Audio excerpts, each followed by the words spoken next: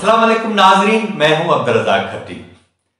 एक तरफ हुकूमत के खिलाफ पीडीएम की जदोजहद तेज होती जा रही है, जबकि दूसरी जानब पीडीएम के अंदर भी इख्तलाफात की खबरें सामने आ रही हैं।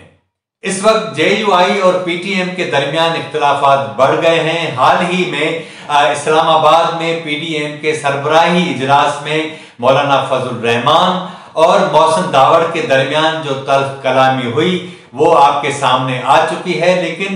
इस हवाले से बहुत सारी चीजें जो अभी तक आपके सामने नहीं आई, हम चाहते हैं कि आज वो आपके साथ शेयर करें और इसके असरात क्या होंगे और ये इख्तलाफात हुए क्यों हैं इस पर भी बात करें। अब पीटीएम खैबर पख्तूनख्वा में एक जो है वो उभरती हुई ऐसी सियासी तहरीक है जिसको पख्तूनख्वा के नौजवानों की एक बड़ी हिमायत हासिल है। पीटीएम का कयाम जो है वो कराची में राव अनवर की जानिब से नकीबुल्लाह महसूद को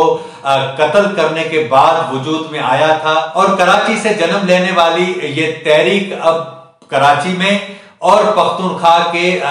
बहुत सारे इलाकों में फैल गई है। चारसदा में, सवाबी में, वजीरिस्तान के मुख्तलिफ इलाकों में इसकी बड़ी हिमायत मौजूद है और कहा जा रहा है कि यूनिवर्सिटी और कॉलेजेस के अंदर जो तलबा पढ़ते हैं वो पीटीएम के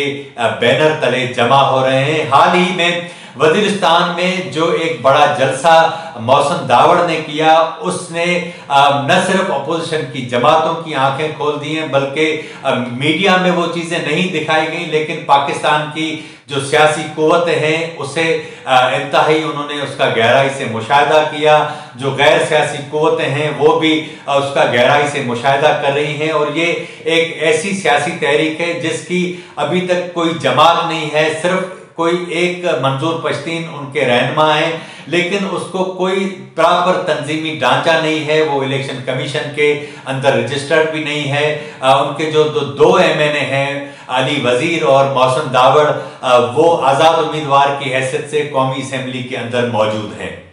लेकिन पीडीएम के इस इजलास में मौलाना फजल रहमान अचानक इनके ऊपर जो है वो क्यों नाराज हुए, इस सिलसिले में जेयूआई के मुख्तलिफ जराए से जब हमारी बात हुई, पीटीएम के मुख्तलिफ जराए से बात हुई, तो उनका कहना था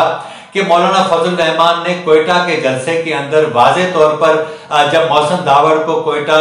में दाखिले से रोक दिया गया, उन्हें कोयटा बदर कर दिया गया, मौलाना फजल रहमान ने न सिर्फ कोयटा के जलसे में इसकी मजम्मत की, बल्कि उन्होंने कहा कि मोहसिन दावड़ के ऊपर जो पाबंदी लगाई गई थी वो काबिल मजम्मत है और उस पाबंदी को खत्म किया जाए। लेकिन इस सारी सूरत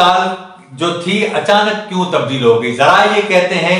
कि वजीरिस्तान के अंदर जेयूआई के सरबराह मौलाना फजल रहमान और दीगर जो मरकजी क़यादत है उनको उस वहां वजीरिस्तान में जलसा करने के हवाले से रोका गया था, लेकिन मोहसिन दावड़ जलसा करने में कामयाब हो गए और ये वो जलसा था। इस हवाले से ही पीडीएम के सरबराही में जो हाल ही में इजलास हुआ उसमें मौलाना फजल रहमान और मोहसिन दावड़ के दरमियान तल्ख कलामी हुई।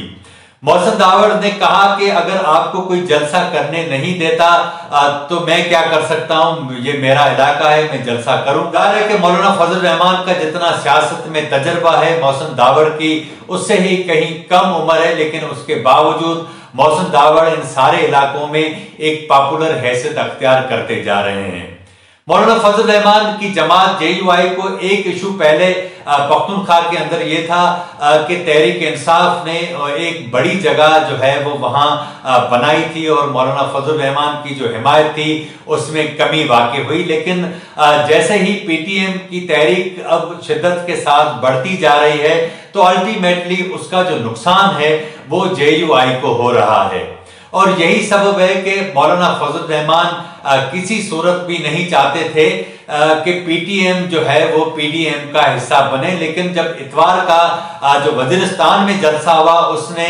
मौलाना फजल रहमान को ज्यादा परेशान कर दिया। जरा ये बताते हैं कि पीडीएम के सरबराही इजलास में जब मौलाना फजल रहमान और मोहसिन दावड़ के दरमियान तल्ख कलामी हुई और मौलाना साहब ने उन्हें कहा कि अब आपको इन इजलासों में आने की जरूरत नहीं, तो जरा ये बताते हैं कि वहां वीडियो लिंक पर मौजूद बिलावल भुट्टो जरदारी ने भी इस बात की मुखालफत की और इस इजलास के बाद बिलावल भुट्टो जरदारी ने मोहसिन दावड़ को फोन भी किया कि हम जो है वो आपके साथ खड़े हैं, आप एक बड़ी सियासी कुव्वत हैं पख्तूनख्वा की, हम आपको नहीं छोड़ेंगे। और इसी तरह मुस्लिम लीग नून की जानिब से भी मरीम नवाज ने मोहसिन दावड़ को कहा कि आप घबराएं ना, हम मौलाना साहब को राजी कर लेंगे और ऐसी सूरत नहीं होगी। अब सवाल यह है कि पीटीएम क्यों पीडीएम की जरूरत है। पीटीएम का असर पख्तूनख्वा के अंदर है, बल्कि पठानों की एक बड़ी अक्सरियत लाहौर में मौजूद है और इसी के साथ साथ कराची पश्तूनों का सबसे बड़ा शहर है। पेशावर में पश्तूनों की इतनी अक्सरियत नहीं जितनी कराची में है। मंजूर पश्तीन की जो पॉपुलैरिटी है उस हवाले से कराची उनका एक बड़ा गढ़ माना जाता है और यही सबब है कि 18 अक्टूबर को जब पीडीएम का जलसा कराची में हुआ तो पीटीएम की जानिब से एक बड़ी अक्सरियत वहां शरीक हुई, पीटीएम के लोग शरीक हुए और मोहसिन दावड़ ने वहां तकरीर भी की। लाहौर में भी पीटीएम की जानिब से बड़ी शिरकत का इम्कान है, जबकि अब सवाल यह है कि क्या पीटीएम पीडीएम के जो पेशावर में जलसा होने जा रहा है 22 नवंबर को, उसमें शिरकत करेगी या नहीं। इस हवाले से हमें जराए ने यह बताया है कि पाकिस्तान मुस्लिम लीग नून की क़यादत और बिलावल भुट्टो जरदारी चाहते हैं कि पीटीएम को और मौलाना फजल रहमान के दरमियान जो तल्खी हुई है उसको कम किया जाए और उसके अंदर पीटीएम के जो लोग हैं वो पेशावर के जलसे में शरीक हों, ताकि एक बहुत बड़ा गिराव जो है वो वहां मौजूद हो और हुकूमत के ऊपर प्रेशर पड़े। और यही सबब है कि पीडीएम के अंदर ये जो सारी सूरत हाल है उसके नतीजे में एक जो है वो तशवीश पाई जाती है। जरा ये बताते हैं कि पीडीएम की जो दीगर जमातें हैं वो चाहती हैं कि इन हालात में जब तमाम जमातें हुकूमत के खिलाफ इकट्ठी हुई हैं, अगर थोड़ी भी इनके दरमियान कोई दरार पड़ी तो उसका जो नुकसान है वो पीडीएम को ही होगा। इसीलिए वो चाहते हैं कि किसी सूरत भी ऐसी सूरताल पैदा न हो। मौलाना फजल रहमान के मसाइल ये हैं कि एक तरफ उन्हें खदशा है कि पाकिस्तान पीपल्स पार्टी अपने तौर पर कहीं डील न कर ले, जबकि मियां नवाज शरीफ के नैरेटिव के हवाले से उन्हें इस बात का यकीन है कि वो पीछे नहीं हटेंगे। लेकिन मुख्तलिफ जराए से हुकूमती एजेंसीज और जो दीगर जराए हैं वो मौलाना की तरफ इस तरह की बातें पहुंचाते हैं कि मियां साहब सिस्टम से बाहर हैं और अगर उनको कुछ रिलीफ मिला तो शायद वो भी पीछे हट जाएं। तो ये सारी जमातें एक दूसरे की माजी में मुखालिफ भी रही हैं, उनका वोट बैंक भी अलग है, उनकी हिमायत भी अलग अलग है, एक दूसरे के खिलाफ वो इलेक्शन भी लड़ते हैं और इस बार भी लड़ेंगे।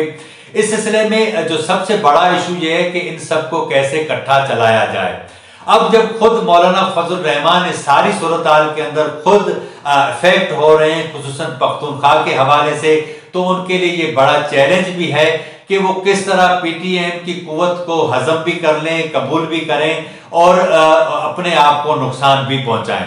तो यही सबब है कि ये दो बड़ी कुव्वतें यानी पाकिस्तान मुस्लिम लीग नून और पाकिस्तान पीपल्स पार्टी दरमियान में पड़ी हैं। जरा ये कहते हैं कि मौलाना फजल रहमान को वो राजी करने में कामयाब हो जाएंगी, लेकिन ये एक हकीकत है कि पख्तूनख्वा में पीटीएम की सूरत में ये जो तहरीक उभरी है उसने तमाम पख्तूनख्वा के अंदर जो एग्जिस्ट करती हैं जमातें उनको परेशान कर दिया है। और यही सबब है कि पाकिस्तान में दरमियाने दर्जे के, गरीब दर्जे के और दहशतगर्दी से जो मुतासिर लोग हैं वो एक साथ इकट्ठे हुए हैं। यही सबब है कि पाकिस्तान की दीगर जमातें जो हुकूमत मुखालिफ हैं वो चाहती हैं कि पीटीएम की कुव्वत मजीद बेहतर हो और उसे आने वाले दिनों में कोई जमात की शक्ल मिले। लेकिन सच्ची बात यह है कि अगर वो किसी जमात की शक्ल हासिल करने में कामयाब हो जाती है तो अल्टीमेटली उसका नुकसान जो है पख्तूनख्वा के अंदर जो दीगर जमातें हैं उनको होगा। आज के प्रोग्राम में इतना ही। अगर आपको हमारा प्रोग्राम अच्छा लगा हो तो इसे जरूर सब्सक्राइब करें, लाइक करें, शेयर करें और अपनी राय का इज़हार जरूर करें ताकि आने वाले दिनों में हम इस प्रोग्राम को मजीद बेहतर बना सकें। मुझे इजाजत दीजिए। अल्लाह हाफिज।